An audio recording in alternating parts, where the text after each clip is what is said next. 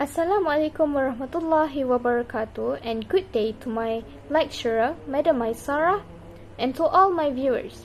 My name is Nurul Syafika Mustika binti Musa, and I'm from TESL 2. Today, I will be presenting my case study for Task 1 in Children and Languages course, focusing on impact of the English knowing bilingual policy in Singapore.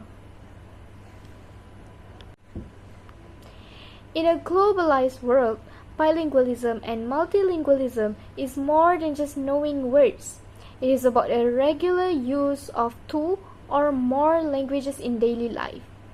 Singapore's unique policy positions English as the language of power and social mobility, while mother tongue serve as cultural anchors.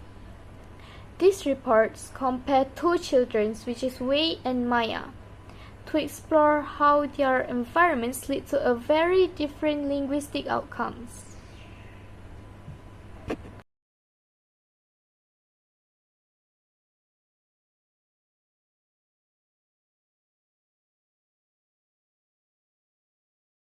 Now, let's take a look at Wei. He is a 6-year-old living in an urban environment. His home follows the rule of educational pragmatism. While his grandmother speaks Mandarin to him, his parents prioritize English to ensure that he is ready for school. This has led to a receptive bilingualism. We understand Mandarin, however, he still refuses to speak it, which is resulting in subtractive language loss.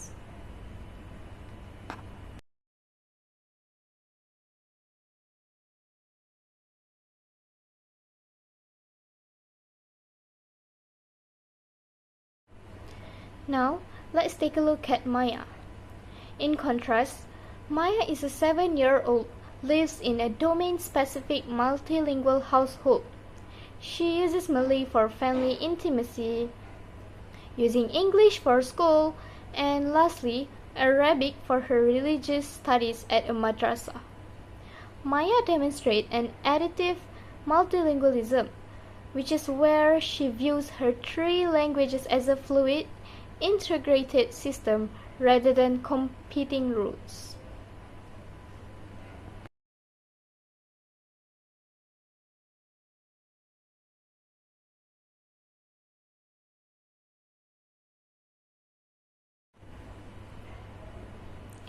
Now, let's move on to the theoretical analysis. First theory would be sociocultural theory by Vygotsky. If we apply Vygotsky's sociocultural theory, the difference between these two children becomes very clear. Children learn through more knowledgeable others, which is we call as MKO. Wei is an isolated learner when he only has one MKO for Mandarin, which is his grandmother. Without peers or siblings to talk to, his zone of proximal development, which is ZPD, in Mandarin is extremely narrow. Maya, however, has a distributed support network.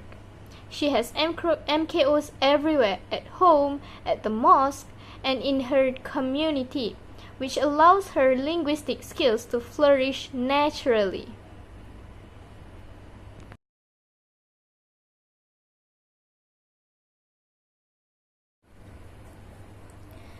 The second theory would be BICS versus CALP by Jim Cummins.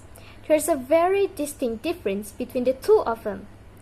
First, BICS is a basic conversational talk, while CALP is the academic language, which is needed for school.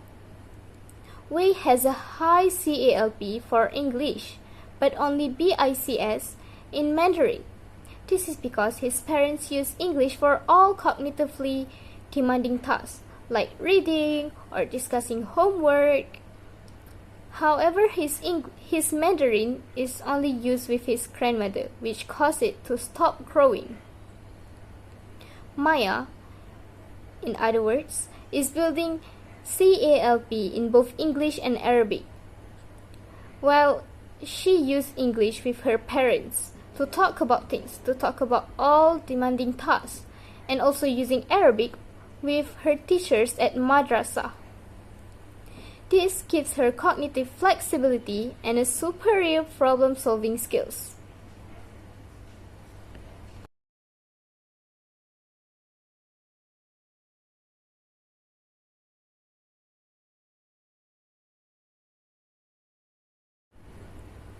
Finally, we must consider the affective filter by creation.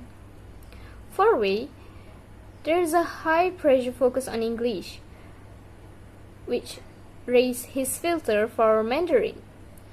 He feels tested or embarrassed, so he shuts down. Where his parents keep on talking in English and his Mandarin has become forgettable for him.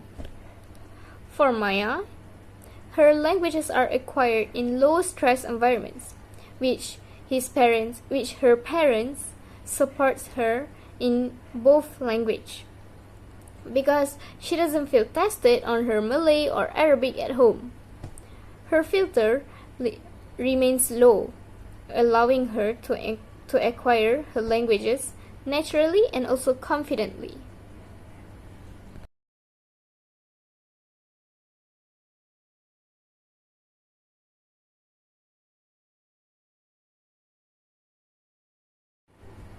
Now, we have discovered and identified the problems that we have.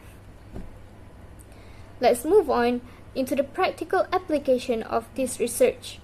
How do we support a child like Wei to ensure that he doesn't lose his heritage language? The first and most critical strategy for family to use is the one language, one environment. This isn't just about speaking a language, it's about creating a functional necessity. In Wei's case, he speaks English because it is the language of utility in his home.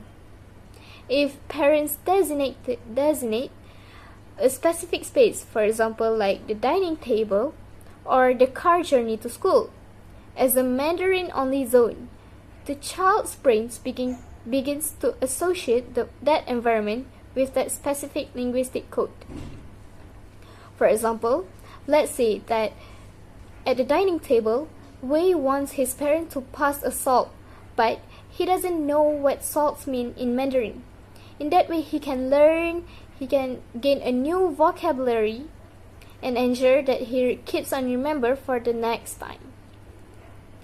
Secondly, we must shift from instrumental motivation to integrative motivation.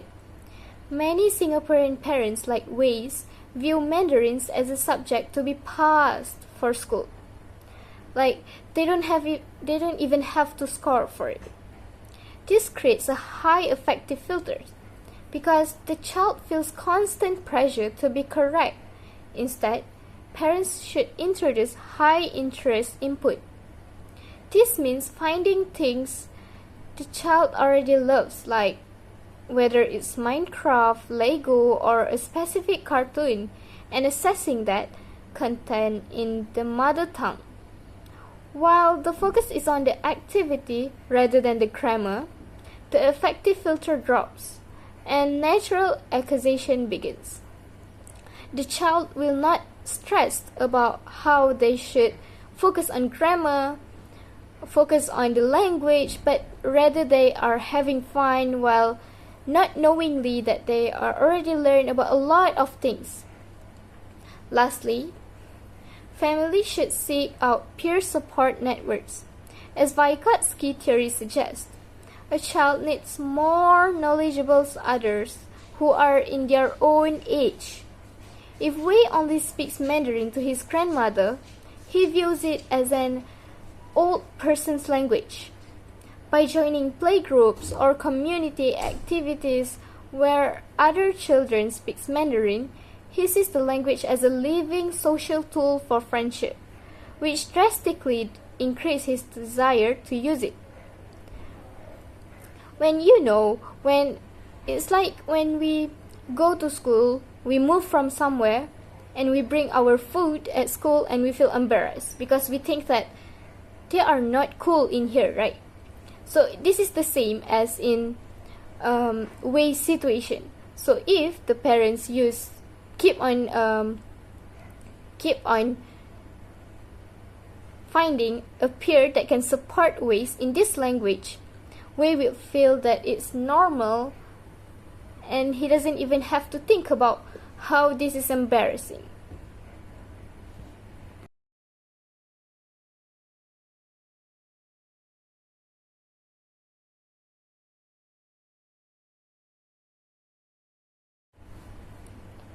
We have talked about recommendation for parents, but it is also important for educators to take a part in child's life.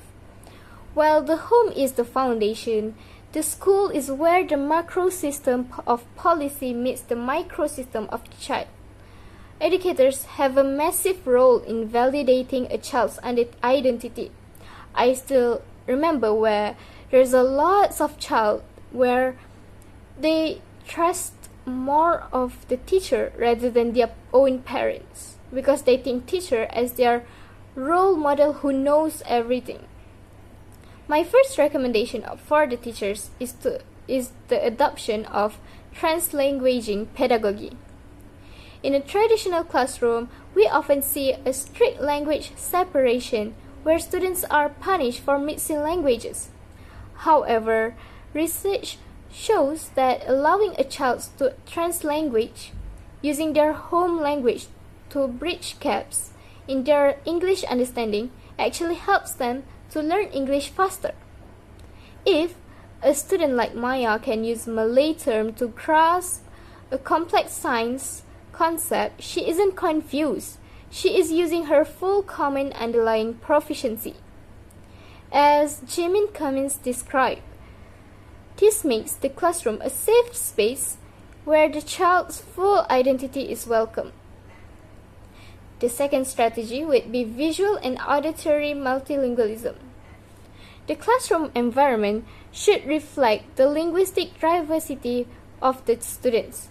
This means having signage, library books, and even a digital media available in English, Mandarin, Malay, and Tamil. When a child walks into a room sees their home language displayed on the wall, it signals that their culture has a social prestige. They do not think it as an embarrassing culture. This would prevent the subtractive feeling that Wei experienced where his home language feels lesser than English. Finally, educators should focus on interactive literacy. Instead of rote memorization, teachers should use dialogic reading. This will involve asking open-ended questions that requires a child to think deeply. Even if the child answers in mixed languages, the teachers should encourage the CALP, which is the academic thinking behind the answer.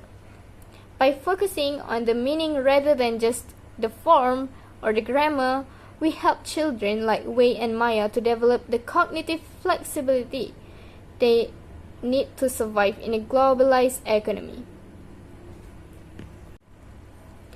To conclude my presentation, I want to leave you with one final thought. Language is not just a collection of words or a set of grammar rules to be tested in primary school leaving examination. Language is the heartbeat of culture and the primary tool for human connection.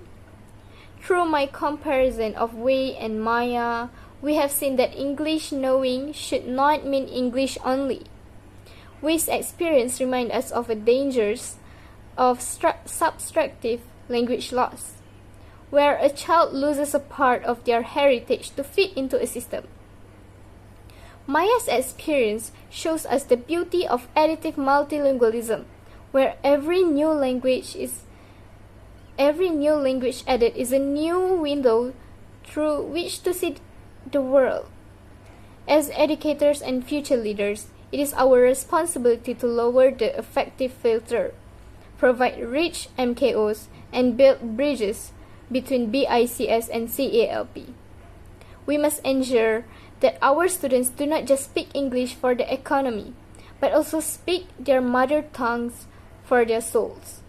Thank you for your attention, and I look forward for your feedback on this case study. Thank you.